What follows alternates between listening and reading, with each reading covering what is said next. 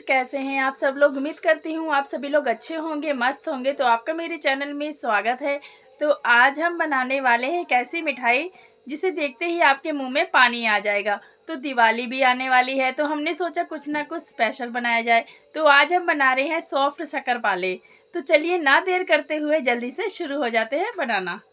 मीठा बनाना तो बनता है, और तो कुछ ऐसा बनाया जाए जिसे देखकर ही आपको इतनी खुशी होगी कि आप इसे खाना नहीं बल्कि संभाल के रखना चाहेंगे। क्योंकि रियल में इन्हें बनाकर कुछ मेरे साथ भी ऐसा ही हुआ।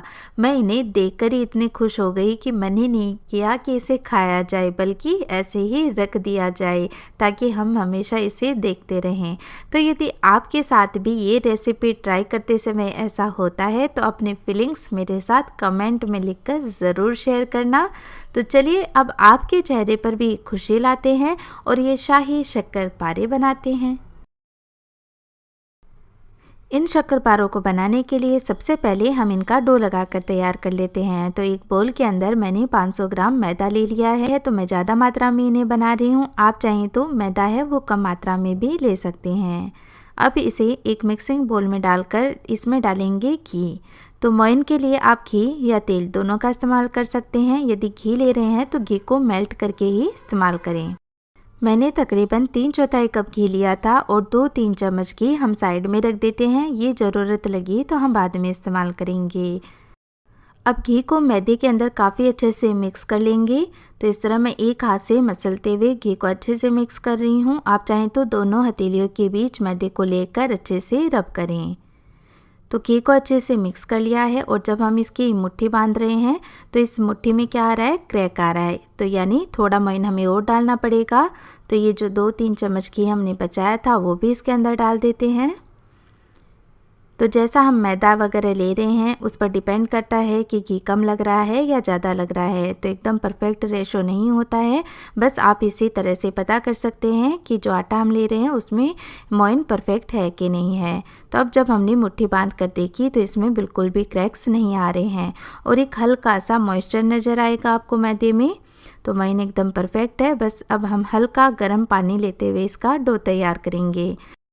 अब मैंने ये जो पानी लिया है वो हल्का सा गर्म कर लिया है, क्योंकि हमने इसके अंदर घी का मोइन लगाया है। तो यदि हम नॉर्मल पानी डालेंगे तो जो घी हमने डाला है वो जमने लगेगा। तो इसलिए जब भी डो बनाएं, यदि आप घी का मोइन लगा रहे हैं तो उसमें हल्का गर्म पानी डालकर ही डो बनाएं। डो बहुत ही अच्छा बनेगा और उसमें बिल्कुल भी क्रैक्स नहीं आएंगे और आराम से डो हमारा लगकर तैयार हो जाएगा। यदि हम तेल की बजाय घी का मोइन लगाते हैं तो कभी कभी आपने देखा होगा कि जब हम किसी चीज़ को फ्राई करते हैं तो उनके ऊपर बबल्स आ जाते हैं। यदि घी का मोइन लगाते हैं तो ये शिकायत भी नहीं रहती है, उनके ऊपर बबल्स नहीं आते हैं। तो डो को हमने एक जगह इकट्ठा कर लिया है। अब इसे हमें एकदम स्मूथ और चिकना बनाना है। तो इसके लिए एक फ्लैट सरफेस पर इस तरह डो को खींचते हुए अच्छे से मसल कर चिकना बना लें। क्योंकि मैदे के अंदर ग्लूटेन बहुत ज़्यादा मात्रा में होता है, इसलिए थोड़ा सा टाइम लगता है मैदे को सेट होने में, लेकिन जब ये सेट हो जाता है तो बहुत ही अच्छे से ये जो शक्करपारे हैं वो तैयार हो जाते हैं। तो डो लगाकर हमने तैयार कर लिया है और आप देख सकते हैं एकदम हार्ड डो लगाकर हमने तैयार किया है और एकदम स्मूथ हो गया है ये। तो अब इस डो को हम एक बोल में रख लेंगे और ऊपर से इसे हल्के गीले कपड़े से ढक देंगे ताकि इसके ऊपर पपड़ी ना आए, ऊपर से ये सूखे नहीं। फिर इस पर प्लेट लगा देंगे। डो को 10-15 मिनट ऐसे ही रख देते हैं, तब तक हम चाशनी बना लेते हैं। चाशनी बनाने के लिए मैंने कढ़ाई ली है। थोड़ा बड़ा बर्तन ही आप इस्तेमाल करें क्योंकि हमें इसके अंदर शक्करपारों को सोक करना है। तो जितना हमने मैदा लिया था उससे थोड़ी कम हम चीनी लेंगे। तो 500 ग्राम मैदे के लिए हमने 400 ग्राम चीनी ली है। चीनी को कढ़ाई में डालकर अब जितनी हमने चीनी ली है उसका आधा हम पानी ले लेंगे। तो इसी बोल से माप कर मैं इसमें पानी डाल दूँगी और अब चीनी को हम इसके अंदर अच्छे से घुल जाने देते हैं। चाशनी बनाते समय यदि आपको लगे कि चाशनी के अंदर इम्प्योरिटीज़ हैं तो उसके लिए आप थोड़े से दूध के अंदर थोड़ा पानी डाल दें। यानी 1 चम्मच दूध के अंदर आप 2 चम्मच पानी का डाल दें, यानी उसे डाइल्यूट कर लें और फिर जब इसमें उबाल आ जाए तब उस दूध को ऐड कर दें। तो सारी जो इम्प्योरिटीज़ होंगी वो ऊपर आ जाएंगी, तो फिर उनको निकाल दें आप। तो इससे चाशनी एकदम साफ़ सुथरी बन जाएगी। लेकिन यहाँ आप देख सकते हैं चाशनी ऑलरेडी साफ़ है। तो चाशनी में उबाल आ चुका है। हम इसमें डाल देते हैं खुशबू के लिए थोड़ा सा इलायची का पाउडर और साथ में मैं कुछ केसर के धागे डाल रही हूँ। इससे खुशबू कलर दोनों ही बहुत अच्छा आएगा, लेकिन ये टोटली ऑप्शनल है। अब चाशनी अभी उबाल ले रही है, अभी पकी नहीं है अच्छे से, तो 1-2 मिनट के लिए हम इसे और पका लेते हैं और फिर हम इसे चेक करेंगे। तो अभी आप देख सकते हैं चाशनी की मात्रा कम हो गई है। तो अब बारी आती है इसे चेक करने की।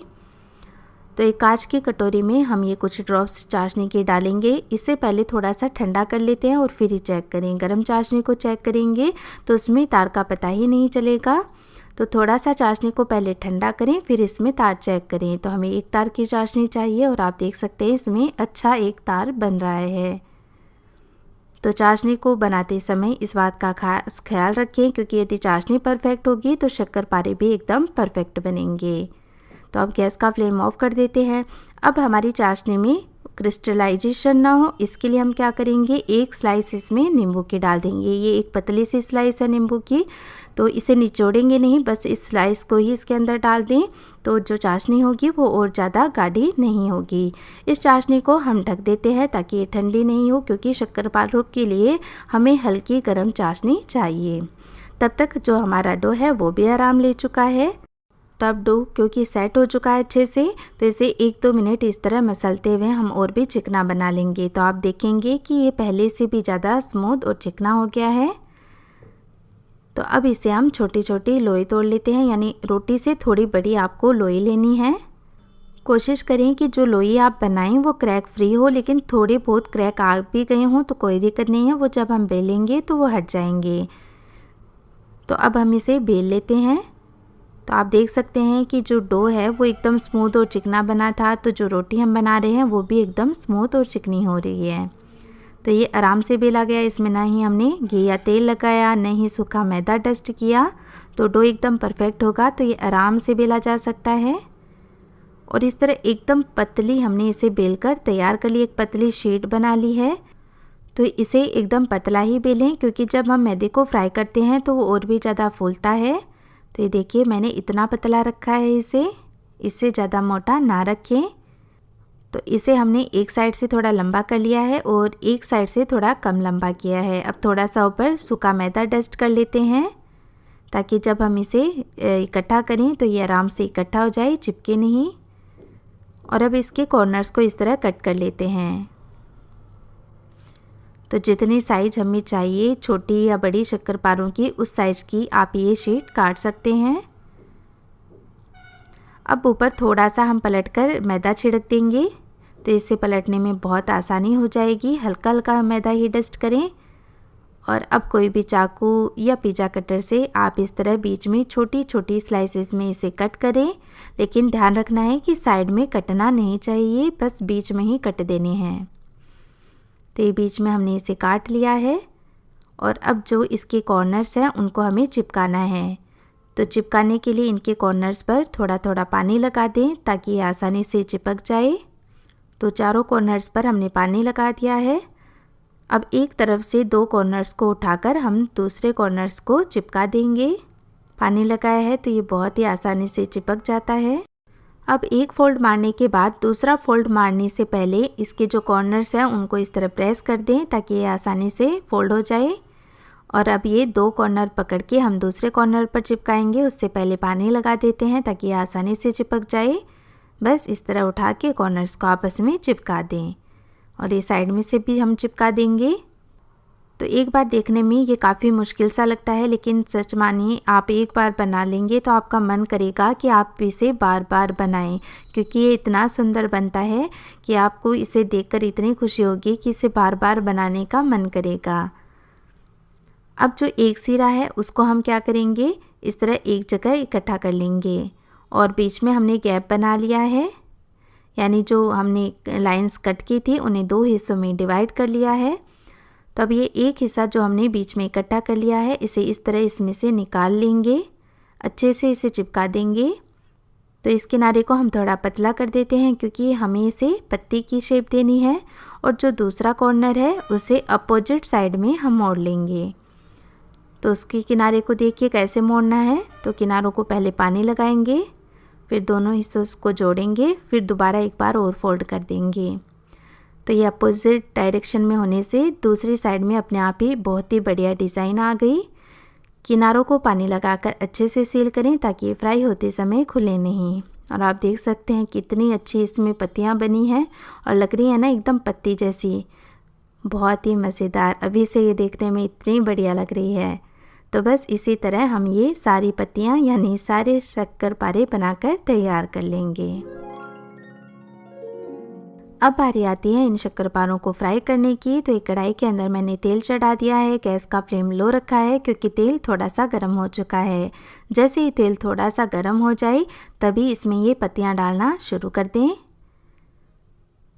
तो ये 3 बैचेस में मैं ये शक्करपारे डीप फ्राई कर लूँगी। आप चाहें तो तेल के बजाय घी में भी इसे बना सकते हैं। अब जैसे जैसे शक्करपारे फ्राई होंगे ये अपने आप ही तेल की सतह पर तैरने लगेंगे। और आप देख सकते हैं कैसे इनकी जो लेयर्स हैं वो अपने आप ही धीरे धीरे खुल रही हैं और कितनी बढ़िया पत्ती की शेप आई है। जब भी इन शक्करपारों को डीप फ्राई करें एकदम लो फ्लेम पर ही डीप फ्राई करें, क्योंकि एक तो हमने इसमें पत्तियां बनाई हैं तो वो भी अंदर से अच्छे से पक जानी चाहिए। और यदि ज़्यादा फ्लेम पर हम इन्हें फ्राई कर लेते हैं तो इनकी जो लेयर्स बनी हैं उन पर बबल्स आ जाते हैं, फिर वो देखने में इतनी अच्छी नहीं लगती है। तो हमेशा लो फ्लेम पर ही इन्हें डीप फ्राई करें। और यदि आपको लगे कि एक बैच हमने बना लिया है और दूसरा बैच हम डाल रहे हैं और तेल का टेम्परेचर ज़्यादा हो गया है तो कुछ सेकंड के लिए आप गैस का फ्लेम ऑफ भी कर सकते हैं। तो जब एक तरफ से ये शक्करपारे थोड़े सेट हो जाएं तब हम इन्हें पलट देंगे। अब बस इन पर हल्का सा गोल्डन कलर आ जाए उतना हम इन्हें डीप फ्राई करेंगे। तो ये देखिए बहुत ही अच्छा इन पर कलर आ गया है। तो ये अच्छे से क्रिस्पी हो चुके हैं। देखिए लग रहे हैं ना बहुत ही बढ़िया देखने में। अब क्या करते हैं इन्हें हम डाल देंगे चाशनी के अंदर। यदि चाशनी ठंडी हो गई है तो आप चाशनी को थोड़ा सा गर्म कर सकते हैं। तो जैसे ही शक्करपारों को आप कढ़ाई में से निकालें डीप फ्राई करके तभी इन्हें सीधे चाशनी के अंदर ही डालें।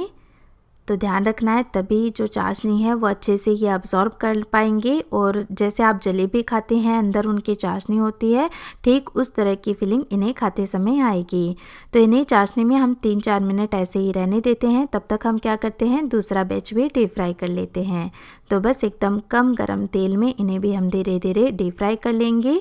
और ये जो शक्करपारे आप देख सकते हैं बहुत ही अच्छे से इन्होंने चीनी पी ली है और ये अब और भी मज़ेदार लग रहे हैं देखने में। और केसर की वजह से और भी अच्छा कलर आ गया है इनका।